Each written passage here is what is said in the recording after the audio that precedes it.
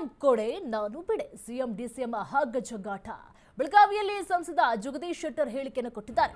ರಾಜ್ಯದಲ್ಲಿ ಅಭಿವೃದ್ಧಿ ಸಂಪೂರ್ಣ ನಿಂತು ಹೋಗಿದೆ, ಅಭಿವೃದ್ಧಿ ಶೂನ್ಯ, ಭ್ರಷ್ಟಾಚಾರ ಮಿತಿ ಮೀರಿದೆ, ಒಂದು ಪೈಸೆಯಷ್ಟು ಟೆಂಡರ್ ಕೆಲಸ ಆಗಿಲ್ಲ ಅಂತ ಹೇಳಿ ಶೆಟ್ಟರ್ ಹೇಳಿಕೆಯನ್ನು ಕೊಟ್ಟಿದ್ದಾರೆ.